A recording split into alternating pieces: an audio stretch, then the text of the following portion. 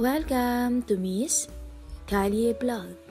Samahan niyo akong pakinggan ang storying ibabahagi namin sa inyo. Nagsimula ang lahat noong first year college pa lang ako. Naalala ko during our finals in first sem, may bagsak akong isang major subject. Gaya rin ako ng karaniwang estudyante na mahina sa math. At yung course na kinuha ko ay accountancy. Ewan ko rin kung ba't ko kinuha ang kursong yun, kahit alam ko na mahina ako pagdating sa math. Bagsak ako sa financial accounting subject na isang major subject ko. Tapos terror pa ang prof namin sa subject na yan. Nambabagsak talaga, kaya naman nang malaman kong bagsak ako sa subject niya, lagi talaga akong pumupunta sa office niya para magpaawa na sana ipasa niya ako. Sir, please po, baka pwede pong magbigay ka na lang ng requirements para maging okay yung grade ko, sir. Please, bigyan niyo naman po ako ng chance. Hindi ko na mabilang kung ilang ulit ko nang sinasabi ang linyang to sa kanya. Miss Aya, I'm sorry, pero wala na akong magagawa para maipasa ka pa. Ikaw ang gumawa ng grades mo, at ang ginawa ko lang naman ay sinulat yung grado mo sa card mo. Sabi niya sabay walkout. Sa mga panahong yun, nawalan ako ng pag-asa. Natatakot ako na pag nalaman nila mama, baka hindi na nila ako tulungan sa pag-aaral ko. By the way guys, broken family kami. And both my parents ay may kanya-kanya ng pamilya. Nagsusustento na lang sila sa akin. Sa mga ka-dormmates ko nilalabas ang problema ko, since sila lang naman ang makaka-relate sa akin. Girl, pwede mo namang i-take yung failed subject mo sa summer. Suggest ni Mika. Yeah, pwede nga. Yung classmate ko nga sa isang subject bagsak, kaya nag-take ng summer class. Kaya lang, dagdag gastusin na naman. Saad ni Lynn. Or better, akitin mo si Sir Acceso. Huy, joke lang. Sabi naman ni Gwen. Hoy, baliw. Gawain mo kasi kaya laging mataas grade mo. Dugtong naman ni Lynn. 4 kami sa iisang room. Sa konting panahon na nagsama kami, naging open na kami sa isa't isa. Second year na si Gwen. Habang first year naman kami, ni Lynn at Mika. Magkakaiba nga lang ng course. Hoy, pero nagagamit ko rin ang beauty ko, no? Alam mo girl, lalaki lang yang si sir mo. Matutokso yan pag may nakahain ng putay sa harap niya. Dagdag ni Gwen. Ang pangit ng suggestion mo, Gwen. Paano pag di ko magat yung matanda? Eh, di anong mangyayari kay Aya? Mapapahiya yan for sure. Sabi ni Mika. Nakikinig lang ako sa mga sinasabi nila at pilit na nag-iisip ng paraan para malusutan ang problema. Di ba nga sabi ko, lalaki lang yang sir na yan. For sure, hindi yan tatanggi pag nakakita ng babae na willing. Magpaalam mo na. Dagdag ni Gwen sabay kagat sa labi. Natawa na lang kaming tatlo na nakikinig sa kanya. Palibasa kasi, napatulan niya sa kama yung malalaking prof niya pag binibigyan siya ng bagsak na grade. Pero sabi naman niya, so far, wala pang tumatanggi sa kanyang pangaakit. Fast forward. Ito na yung last day bago mag-start ang second sem para sa mga first years. Kaya naman wala na akong ibang maisip na paraan kundi gawin yung minungkahi ni Gwen. Hindi ko sinabi sa kanila na gagawin ko to since wala pa akong guts. Iba talaga pag nagiging desperada ka na sa isang bagay. Nawawala na ang hiya mo. Kaya naman matapos ang last subject ko sa araw na yun, hinanap ko si Sir Acceso. At nakita ko siya na naglalakad papunta sa office niya. Sir, wait lang po. Sigaw ko habang patakbong lumapit sa kanya. Matanda na si Sir. Nasa mga 58 na. Matangkad siya tapos medyo malaki ang pangangatawan. May asawa na rin at balita ko may isang anak na lalaki na nagtatrabaho na. Napahinto naman siya sa paglalakad at tumingin sa akin. Nang makita niya ako ay umiling siya na para bang pagod na sa pakikipag-usap sa akin. Nang maabutan ko siya ay inunahan niya ako. Miss Aya, di ba sinabi ko na sa'yo wala na akong magagawa para ipasa pa ang grade mo? Sabi niya at pumihit patalikod at nagpatuloy sa paglalakad.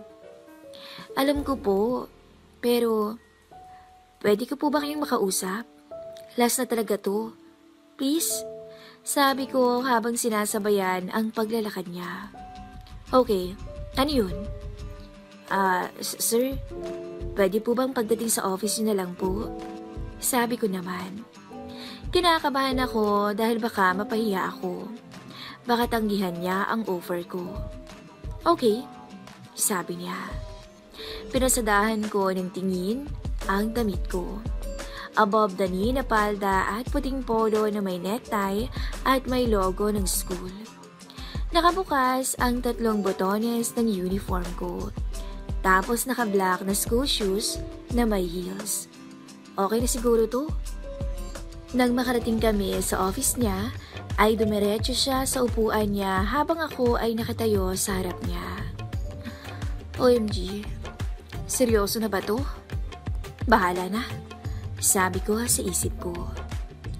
Nagtama ang tingin namin ng matanda, kaya ngumiti ako sa kanya ng matamis.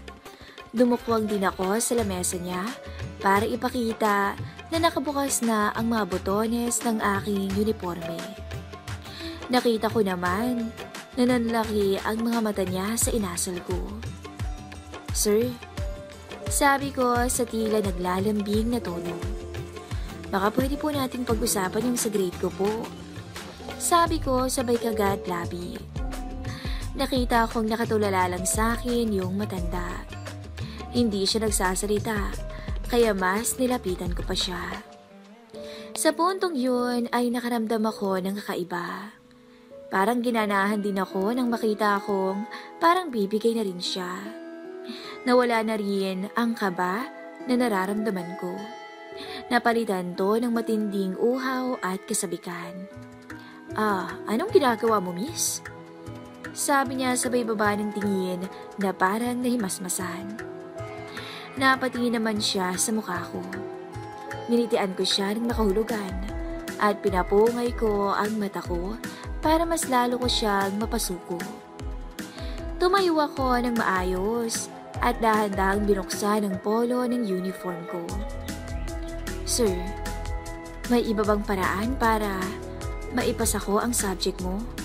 Sabi ko sa malambing na tono. Pansin kong hindi na siya mapakali nang mag-alis na ako ng uniform ko. Naglakad ako papalapit sa kanya at umupo sa hita niya paharap sa kanya. Sir, handa akong ibigay lahat sa iyo ngayon, kapalit ng grade ko.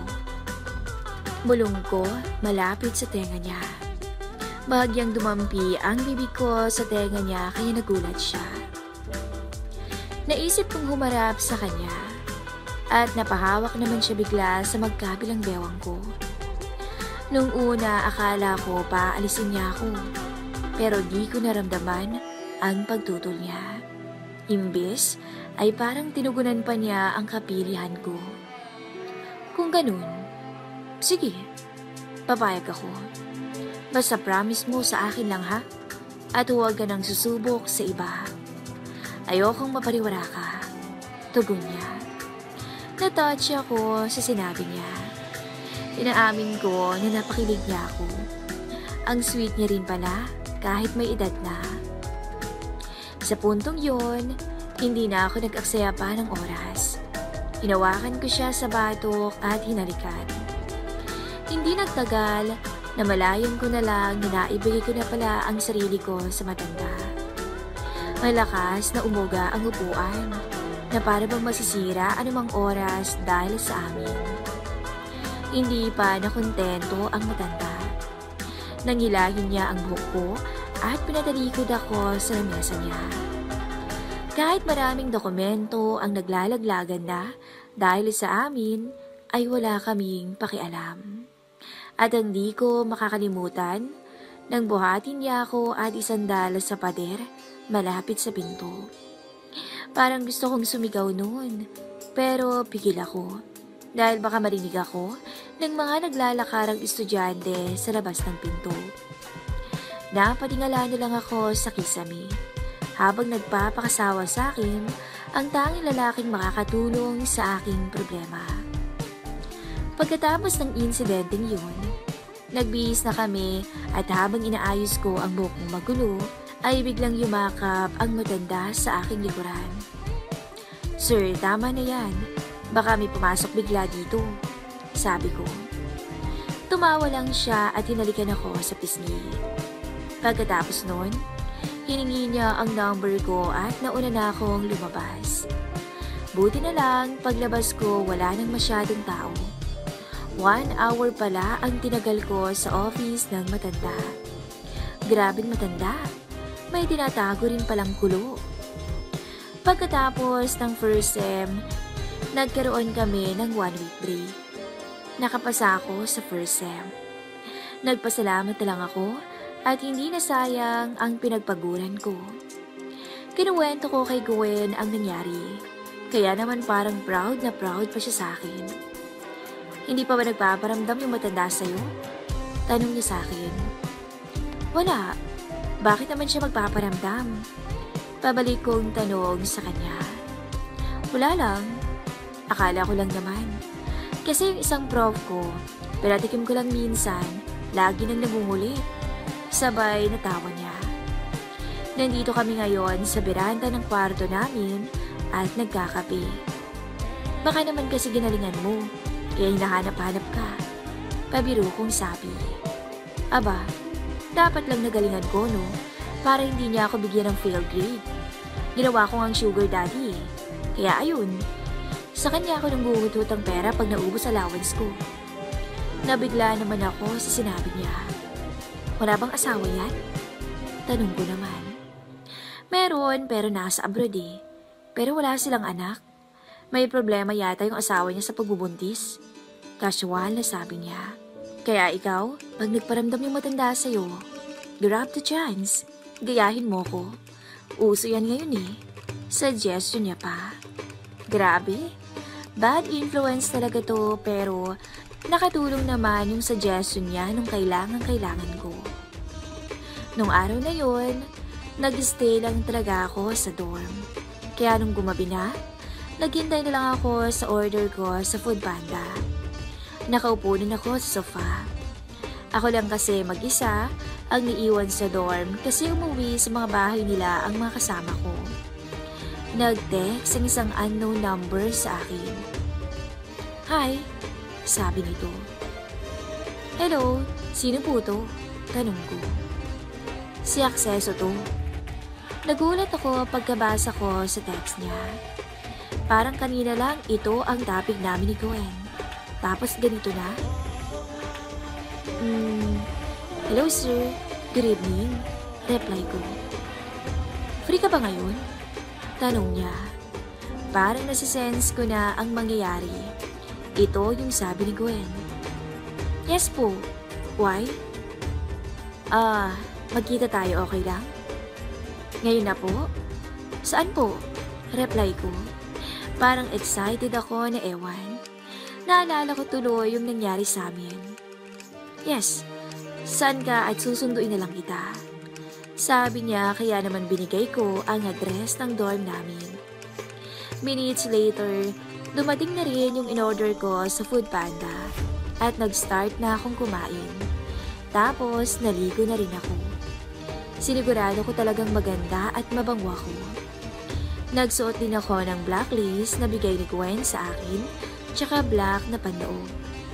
Favorite color ko talaga ang black kasi mas lumilitaw ang kaputian ko pag nagsusuot ako ng black. Mataas na dress ang suot ko at white sneakers. Nung makarinig ako ng katok sa pinto, ay alam ko na siya na yun. kaya tumingin muna ako sa salamin para tingnan ang sarili ko. Pagbukas ko ng pinto, kaagad akong gumiti nang makita ko ang matanda. Naka-white polo lang siya at maong na shorts. "Hello sir, pasok po kayo." Sabi ko sabay bukas ng pinto para makadaan siya. "Hi, ikaw lang mag-isa dito, iha?" Sabi niya at inilibot ang tingin sa paligid ng unit namin. Yes po. Umuwi po kasi yung mga kasama ko sa kanila." Sabi ko habang naglalakad papunta sa sofa. Sumunod naman siya at umupo sa tabi ko. "Salamat nga po pala sa grade na binigay mo, sir." Dugtong ko pa. "Dadagdagan ko pa nga sana yun eh. Sa galing mo pa naman. Kaya lang baka magtaka naman sila." Sabi niya sabay haplos sa hita ko. Alam mo, simula nang may mangyari sa atin, parang hinahanap-hanap na kita." Sabi pa niya. "Namiss din naman kita, sir." Pag-amin ko rin sa kanya dahil yun ang totoo kong nararamdaman. Niyakap niya ang bewang ko at nilapit ako sa kanya. Sa puntong yun ay muli akong nawala sa sarili. Namalayan ko na lang na nakahiga na pala ako sa sofa. Napasabunot lang ako sa kanya sa husay niya. Nang gabing yun, ay muli kong inialay sa matanda ang katawan ko. Para kaming mag-asawa ng gabing yun, na hinayaang pakawala ng alab ng nararamdaman namin sa isa't isa. "Kailan ang balik ng mga kasama mo dito?" Tanong niya habang nagsusuot ng polo at hingal-hingal. "Next Saturday pa, sir." Sabi ko habang ang mga kamay ko ay nakapalibot sa leeg niya. Tumango-tango siya. "So pwede akong bumisita dito?" Sabi niya habang magkasalubong ang aming mga mata. "Yes sir, kahit kailan mo gusto." Sabi ko sabay ngiti. "Good. Susulitin natin ang araw na solo natin ang unit niyo." Sabi niya at saka niya ako binigyan ng matamis na halik. "Parang asawa mo sir, di ba yun magtataka kung lagi kang wala?" Sabi ko. Magiging kabit pa yata ako nang wala sa oras. Pero hindi naman ako nakukonsensya. Feeling ko tuloy ang sama ko na. Pero ewan ko, mas nakadagdag sa excitement na alam mong may asawa ang lalaking baliw na baliw sa'yo sa kama. Kaya siguro may mga taong kabit. Hindi, kasi sanay yun na lagi akong wala. Dahil sa school ako nagtatrabaho. Sabay ngiti niya sa akin. Bago siya umalis, binigyan niya ako ng 500 para pambili ng pagkain. Kasi sabi ko sa kanya nagutom ako sa pagod. Kaya ayun, nag-order ulit ako sa Foodpanda. Dahil sa pagod, di ko na nalinisan ang kalat namin. Kaya pinagpabukas ko na lang. Ako lang naman ang nandito. Simula noon, natutunan kong mahalin ang matanda.